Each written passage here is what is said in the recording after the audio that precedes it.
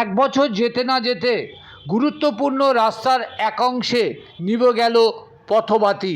সন্ধ্যা নামলেই অন্ধকারে ঢেকে যায় গোটা পথ। বিধায়ক তহবিলে লক্ষ লক্ষ টাকা ব্যয়ে বসানো পথবাতি কেন আর জ্বলে না তা নিয়ে উত্তর জানা নেই কারোর। আজ থেকে 14 মাস আগে বেড়াচাপা বাজার এলাকায় টাকি রোডের বেড়াচাপা প্রগতি সংঘ রথতলা থেকে কাউকেপাড়া পর্যন্ত, অন্যদিকে হারোয়া রোডের বেড়াচাপা 2 পঞ্চায়েতের সামনে থেকে পৃথিবী রোডের পাওয়ার হাউস পর্যন্ত রাস্তার পাশে বসানো হয়েছিল পথবাতি। বেড়াচাপা পুলিশ ফাঁড়ি থেকে বাদুড়িয়া রাস্তার মোড় বেড়াচাপা পৃথিবী রোডে লাগানো পথবাতি আজও জ্বলেনি।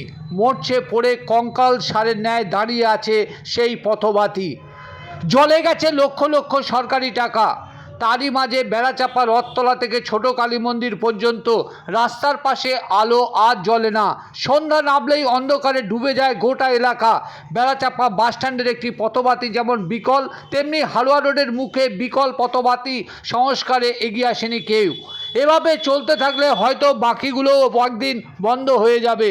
ভয়ে বন্ধ পথবাতি কেন জ্বলছে না তা নিয়ে ভয়ে প্রতিবাদ জানাতে ভয় পাচ্ছে অনেকে।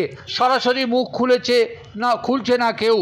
আপনি কি মনে করেন এই লক্ষ লক্ষ টাকা ব্যয়ে বসানো পথবাতি আবার জ্বলে উঠুক?